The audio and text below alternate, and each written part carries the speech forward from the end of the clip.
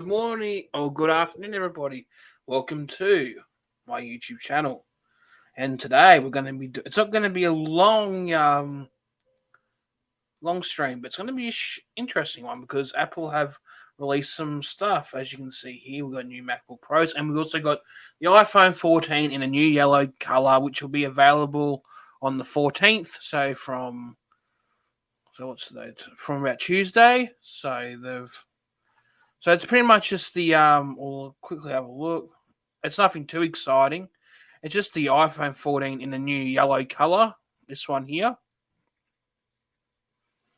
You got the previous colors there. Other than that, it's pretty much the same. You're not missing out on much.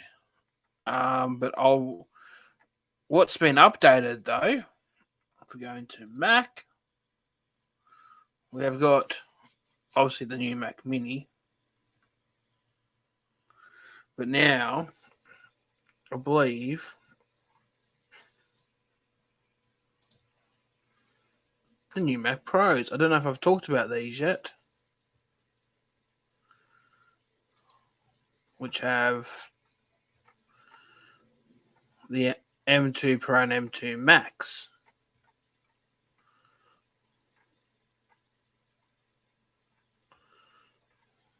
Yeah, I have talked about this to tell you the truth. But it shows you the performances.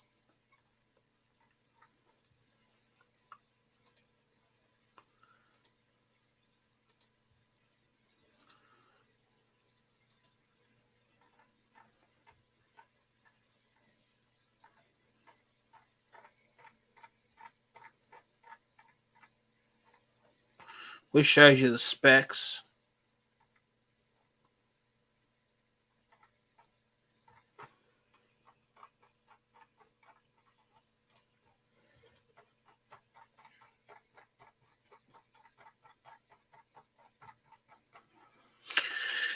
Let's have a look at iPhones. So there's all the stuff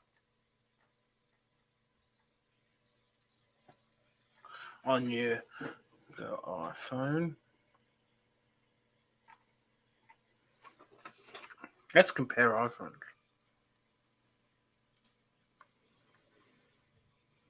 Go.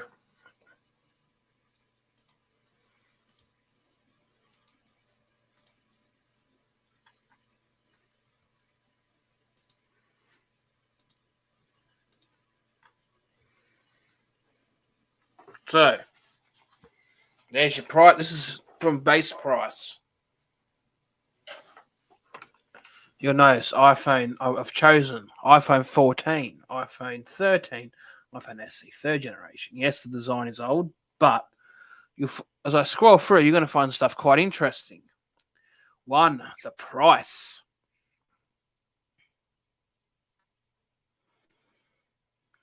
So the iPhone SE starts at this is Australian dollars at $719. The 13 is $1,229. 14 is $1,399. So you got a 4.7-inch display, 6.1 has emergency SOS. This one has a crash detection. So is that a big feature that people want to go and grab the iPhone 14? I don't know. Now, camera might be the selling point. So you got the advanced camera system, 12 megapixel main. You got the dual camera system, 12 megapixel main, ultra wide, true depth. Obviously, has more advanced camera, 12 megapixels, ultra wide, auto focus on the true depth front camera, photonic engine for incredible detail. So you have slightly better camera there. So that's probably what you'd get the 14 for. But honestly, that's still a decent camera. Zoom options, obviously, there's no difference here. Has action mode, smooths out shaky handheld video, so it has better. So it has more of like the GoPro feature with the stability and all that. Obviously, if you're taking photos, honestly, you probably wouldn't be much difference between 13 and 14 in image quality, but obviously in video, obviously the 14 would be better. Obviously, you get battery life. That's not much difference with battery between the 13 and the 14. 15 hours of video. Now, this is where you're going to be very interesting. Is the processor? The three of them have an A15 Bionic chip. It's not a bad chip at all whatsoever. But this is where you might make a decision going, So the SC and the 13 pretty much are identical. The 14 has the same chipset as the 13 Pro, so it has an extra GPU core. Other than that, they're pretty much. So obviously, it's got an extra GPU core for I'm guessing the video feature. But honestly, my opinion is if you want the new, more modern design, obviously at 13. But if you don't have the money and you want the home button, the SE is a good option. I recommend SE for if you're buying an iPhone for a young kid, like a young child, because they're not going to need all the you're still getting decent security updates and everything. You're still getting updates on it. Still got the modern chipset, but I consider the iPhone SE, right? My opinion is a sleeper iPhone. It's actually not a bad equipped iPhone for what you get, but it's in an iPhone 8 body, so that's why I sort of give it the nickname the sleeper build iPhone, because it's actually quite packed full of features in a 8 body. So obviously the SE has 5G. These have super fast 5G. So obviously it has 5G, but it's not going to be the fastest. They had to cut corners on certain things to make it cheaper. Obviously, this will not sell you on difference. This has water resistant up to a depth of 1 meter, up to 30 minutes. Aerospace grade aluminium, glass front and back. Obviously, because it's got the iPhone 8 body on it. Capacity will be 5.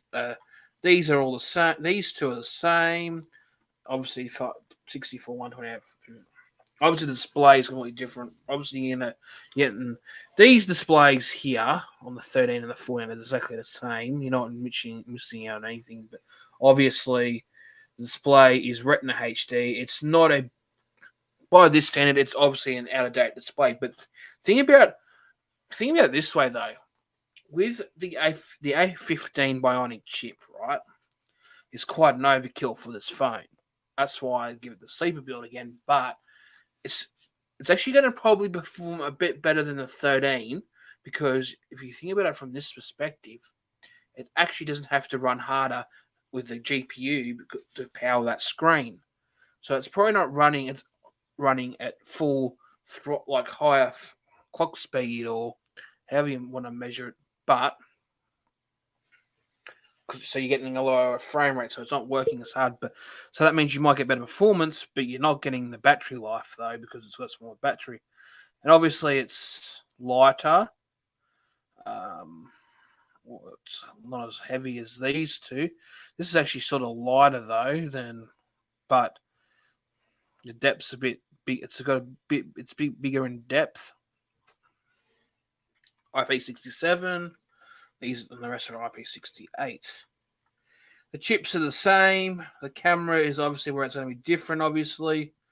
It's got better aperture. This has got a better slightly camera system than both of them, but it all depends on the features you use it for. Because you still got a good camera with the 13. You still got a decent camera. Obviously, you don't have the ultra wide modes on the SE, but it's still got a decent camera for the price point.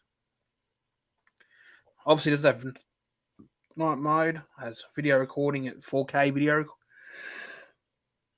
But you've got better options. Doesn't have cinematic.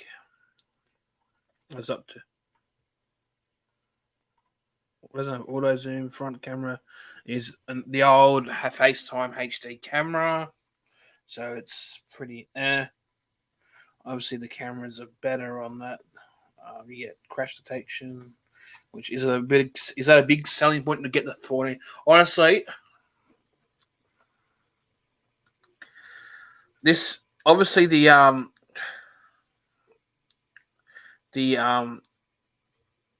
5G chip in these aren't obviously different, but it's got Touch ID. Depends on what you want. Whether do you want a button, or do you want Face ID, or do you want something more modern?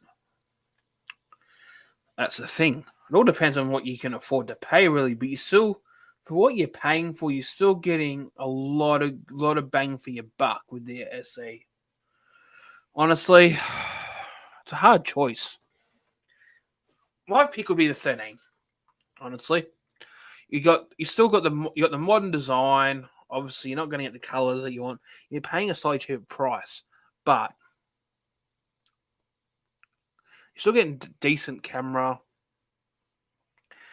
But if you really after performance, though, I think the SC will be the way to go in performance wise, because the thing about it's not having to do a lot of huge imaging processing on the pictures.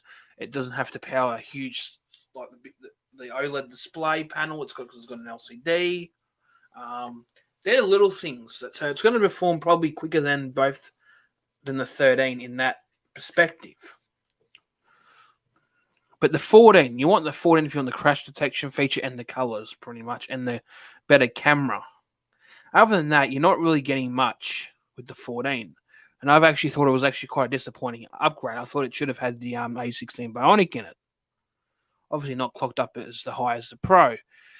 So I thought that was very disappointing. I was disappointing that, and that's why I still think the phone to buy would be the 13. I can still see 13 having decent sales. And yeah. Anyway, that's just my opinion on this. I'm going to end the stream now. So thanks for watching. Bye for now. I'll see you in the next video.